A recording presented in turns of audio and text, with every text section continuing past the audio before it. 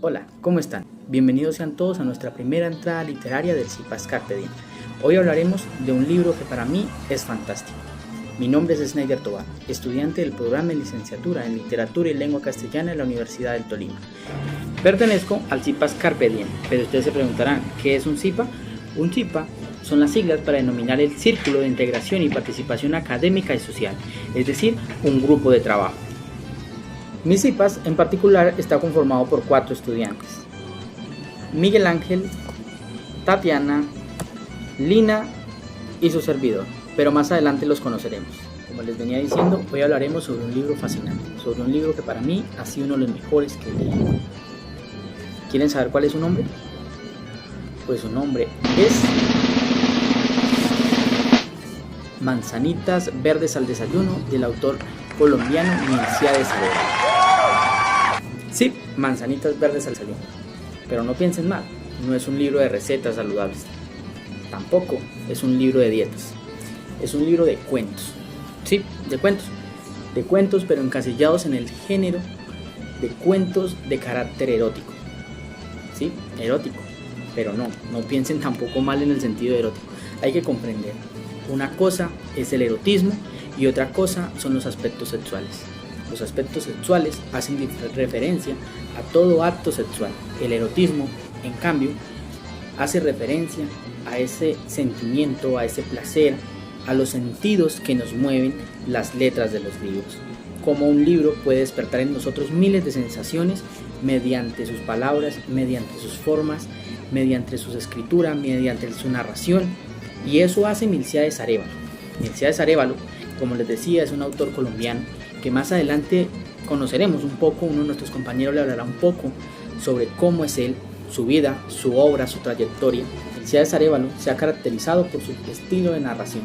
Una narración que, aunque es corta, porque en los 18 relatos que encontramos en Manzanitas Verdes para el Desayuno, que no superan más de 5 o 6 páginas, narra de una manera muy concreta y muy específica un mar de sentimientos, un mil de emociones. Se transmiten diferentes sensaciones. Eso es lo fantástico del estilo literario que maneja Milcíades Arevalo. Y este libro, que no es la excepción, trabaja un estilo literario en el cual te atrapa. Cada cuento te envuelve hasta el punto de querer seguir leyendo. Milcíades Arevalo señalaba que su cuento no solo es para leer una vez, sino por el contrario, es un cuento para leer y releer. En ocasiones, aunque se comprenda la primera parte y en el primer intento, no significa que no se pueda releer. Eso decía Milcíades Arevalo. Hay que leerlo, releerlo y, si es posible, volver a leerlo, porque ese mar de emociones que transmite el libro solo lo logramos con una voz como la de este autor. Bueno, ahora hablemos un poco sobre las características del libro. Como les decía, el título del libro es Manzanitas Verdes al Desayuno, cuentos eróticos, del autor Milcíades Arevalo. Tiene un total de 112 páginas. Estas 112 páginas están divididas en 18 capítulos. Cada uno de estos capítulos es un cuento o una narración. Estas narraciones están escritas de un modo fantasioso, de un modo creativo, de un modo imaginativo. Fue editado por primera vez en el año 2009, pero tuvo una reedición en el año 2017.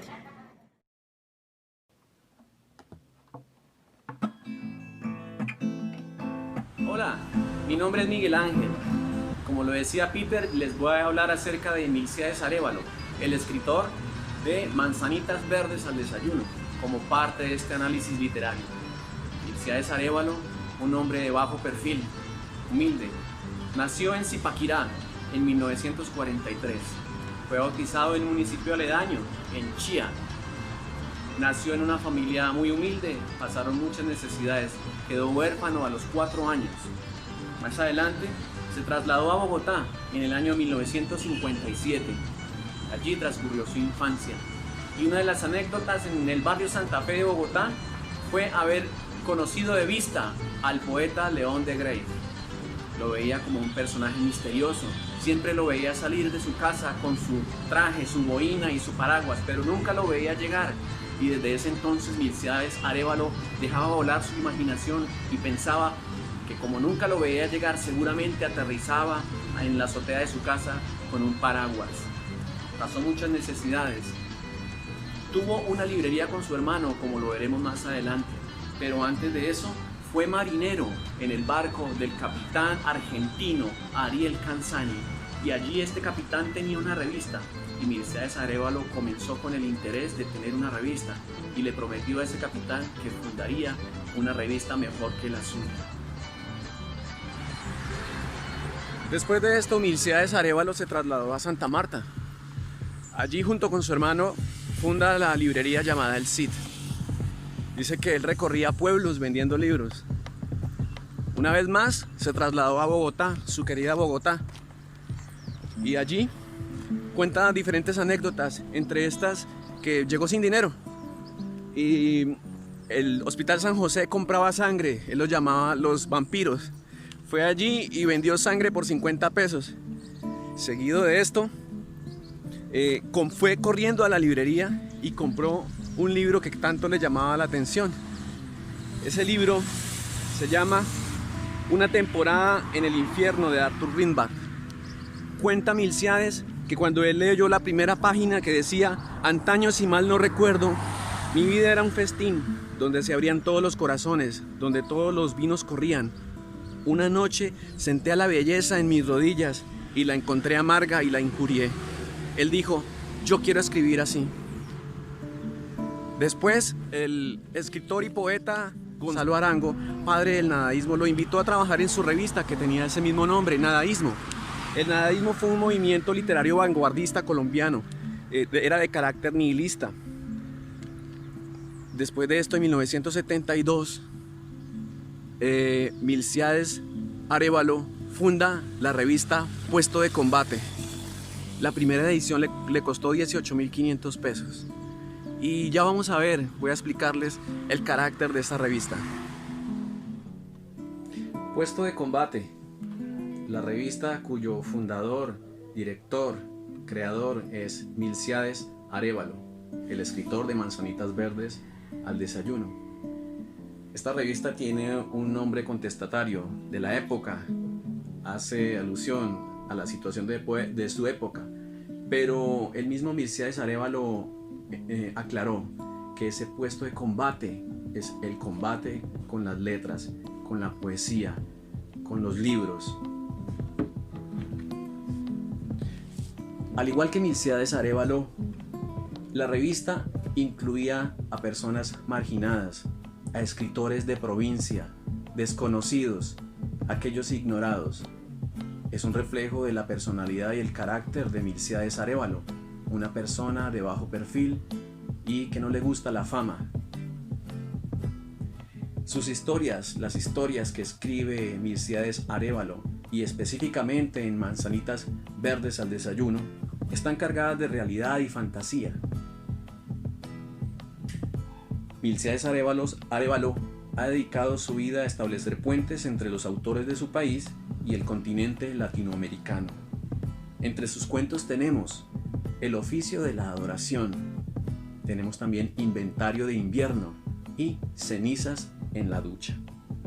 Tenemos diferentes novelas que ha escrito Milcíades Arévalo, cuentos y relatos. Pero miremos qué dice la revista Puesto de Combate acerca del libro Manzanitas Verdes al Desayuno. Es publicado en 2009 por Ediciones Sociedades de la Imaginación.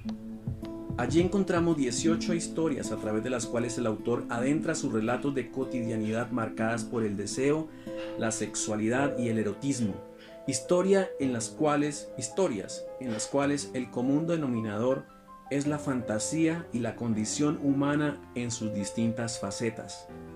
Es por ello que a través de cada uno de estos relatos lleva a reconocer los distintos estados emocionales, afectivos, ideas y deseos por los que atraviesan los personajes, haciendo que estos sean no solo la excusa para hablar de sexo, sino para contar historias de seres de carne y hueso comprometidos de lleno con la vida. El libro Manzanitas Verdes al Desayuno nos muestra 18 historias, 18 narraciones al parecer distintas, ¿no? Distintos personajes, escenas, situaciones, pero de algún modo estas 18 historias también están enmarcadas por un común denominador, y es el hombre en su humanidad al esplendor, ¿no? Envuelto en dilemas éticos, en la cotidianidad, el hombre en el trabajo, en la casa, en un viaje de negocios. Nos muestra esas diferentes gamas de sentimientos por las que atraviesa, nos muestra sus dilemas éticos, y de algún modo Milcíades Arévalo nos muestra también esa cotidianidad de la que hace parte el hombre, ¿no?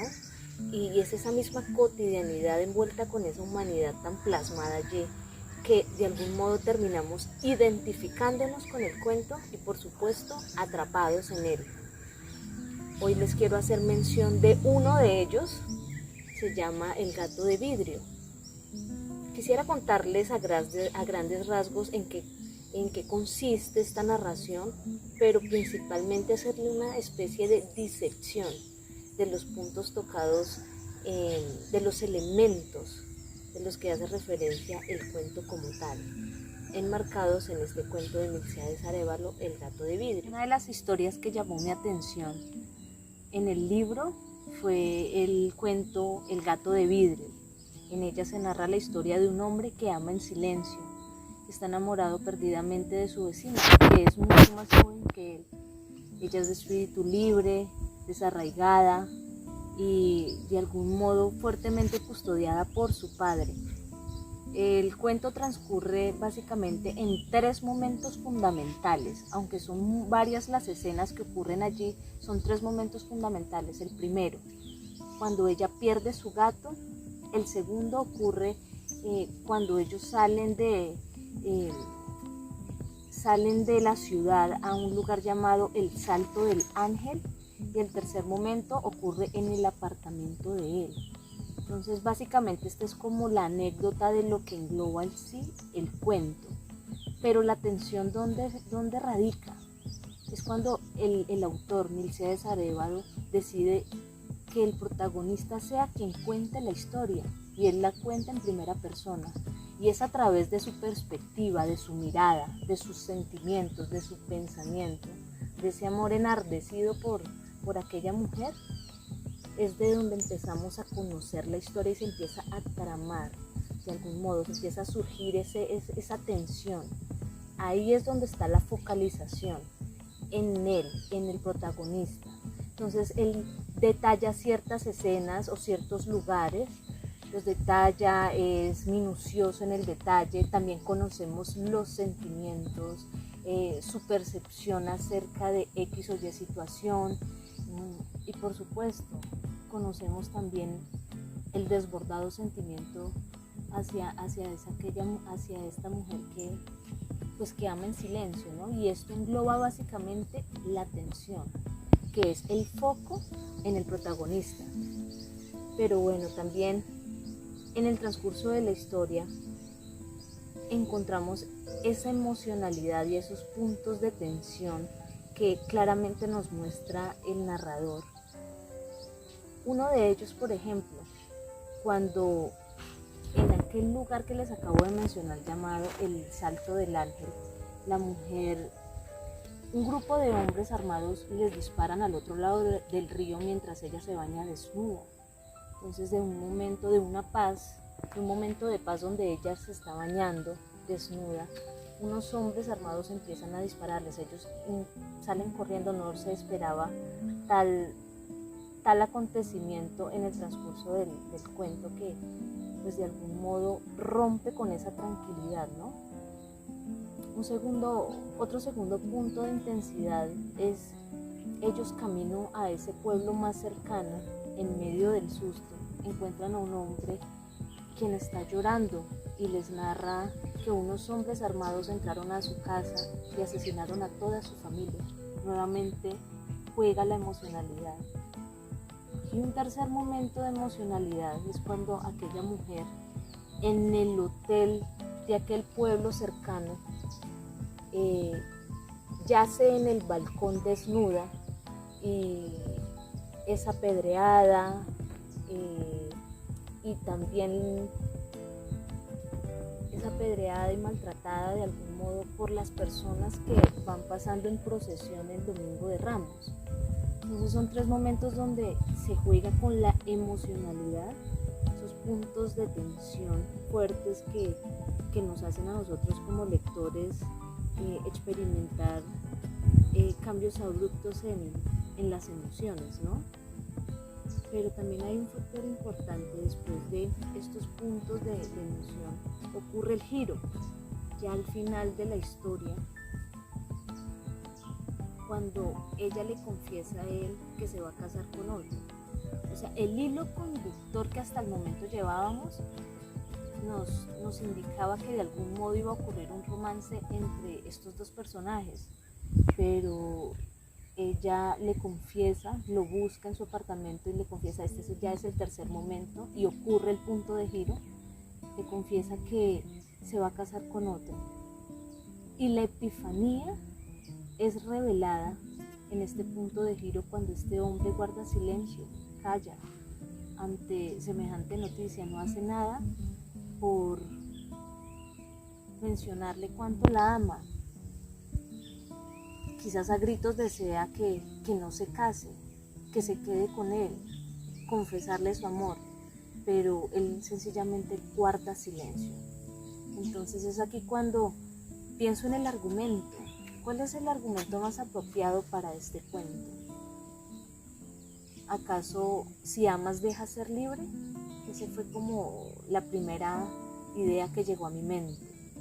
Pero definitivamente, y ante el silencio de este hombre, lo único que puedo pensar es: los cobardes nunca conocerán la gloria. Entonces quise hacerles un recuento de estos elementos importantes del cuento, plasmados en un cuento maravilloso llamado El gato de vidrio por este autor. Bueno, sin duda alguna, la historia que en ese momento me encantó, me cautivó de este libro se llama Fuego de Luna. Es una historia que nos transporta al amor, a la sensibilidad, al erotismo, a la pasión. Nos trasciende a ese momento que vive los personajes que son Alessandro y Leda, desde su amor profundo, desde el amor que ellos dos se tienen en esta historia. Alessandro, quien es el personaje, es quien describe cada escena, como el ambiente, describe a su amada y nos hace ver el amor de una manera muy sincera y muy profunda. En este caso, considero que el libro tiene 3 puntos bastante importantes, y el primero de ellos es cuando se ven por primera vez Alessandro y Leda. Realmente desde ese momento se puede evidenciar el amor o el aprecio que le tiene Alessandro a su amada, teniendo en cuenta de que la describe como una canción, como un sueño, dice él, como un poema, la describe de una manera bastante armónica. Él también, el ambiente en el que pasa toda esa historia, él recita que es en el cielo de mayo, en un domingo lluvioso. Entonces esto sucede precisamente este día. Estaban en una feria del libro en el cual se encontraron, en el cual deciden hablar, entablar una conversación, y todo esto lleva al segundo momento. Bueno, y aquí es donde transcurrimos al segundo momento de Alessandro y Leda, cuando ellos deciden ir a un hotel. Deciden ir a un hotel porque pasaron una noche de baile, de rumba, en la cual se sentían bastante ebrios y querían ir a descansar. En ese segundo momento pasan bastantes variables y una de ellas es que haciendo una deducción de pronto de una cena en que ellos dos estén solos, en la cual él la describe allá de una manera bastante armónica, uno llega a deducir que de una vez lo que va a encontrar en esa cena es solamente pasión. Pero aquí es donde vemos como la trama de la escena, porque es donde nos pone a dudar pues esa pasión que podría haber esa noche, que es cuando Ilea pues empieza a llorar con un mar de lágrimas, dice, en el cual esa noche de pasión pues más que una noche de pasión se convirtió como una noche de angustia y de dudas, porque en ese momento Alexandro, aunque él no quiso meterse en saber qué le estaba sucediendo a ella, sí te generaba como la incertidumbre si era que estaba despechada o quién era el causante de sus lágrimas en ese momento. Alexandro solo esperó, dejó pasar pues un momento en el cual ella pues se calmara, y aquí es donde transcurre pues toda la intensidad de lo que es esta historia, porque pues sin duda alguna Alexandro habla sin ninguna censura lo que fue el acto sexual entre ellos dos, lo describe de una manera armónica, una manera en la cual él dice que se comportaron pues como dos animales, pero a raíz de eso también hubo esa parte romántica en la cual cada uno se regocijó en su pecho y empezó a escuchar los latidos de su corazón, y en ese momento pues Alexandro dice que le surgió pues un cuestionamiento de él en el cual pues no sabía si eso era solo un sueño o era un capricho pues del destino en ese momento. A raíz de esta noche surge lo que es la historia de amor entre ellos dos, porque empiezan a vivir su historia de amor, empiezan a salir, a compartir un poco más, y otro de los ambientes que tiene esta historia es un viaje que ellos realizan bastante importante a Villa de Leyva, en el cual visitan, conocen juntos y en el cual trasciende al tercer momento de la historia, que pues es como un giro a todo lo que estábamos acostumbrados de leer bello y bonito, porque pues en este tercer momento, ya cuando ellos regresan de su viaje de Villa de Leyva a Bogotá, esto lo recibe una noticia de Alexandro bastante fuerte, en la cual le informan del fallecimiento de su hermana. En este caso pues él dice que no derramó lágrimas, de que en ese momento fue fuerte, y en ese momento es donde podemos darnos cuenta, o como él lo describe, de que realmente pues lo que siente por Ilea es amor puro. Dice que ella, la luz de su vida en ese momento, es la luz para él, porque es la que le está dando el bastón en ese momento pues tan difícil de su vida, pero es la que lo mantiene vivo pues a pesar de todo lo que está sucediendo. Entonces es un libro que tiene un final feliz, en medio de todo tiene un final bastante feliz, y que pues nos deja bastantes variables como el argumento de esta historia, de que no todo es malo, de que siempre estamos acostumbrados de pronto a ver una historia de amor que no termine realmente llena de amor, pero pues esta historia es una de las excepciones y realmente es bastante encantadora. Entonces pues esto fue Fuego de Luna.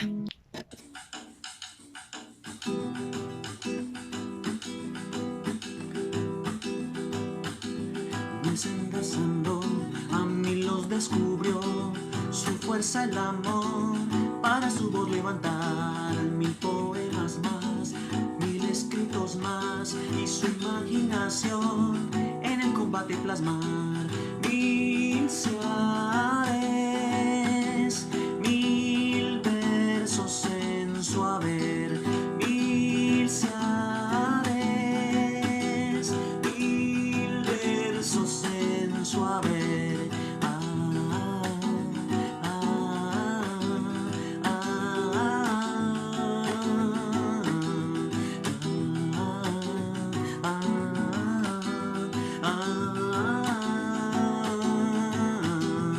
Sendas a mí los descubrió, su fuerza el amor, para su voz levantar 1000 poemas más, 1000 escritos más, y su imaginación en el combate plasmar 1000 seares,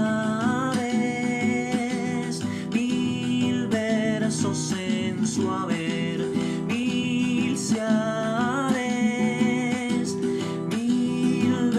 versos soy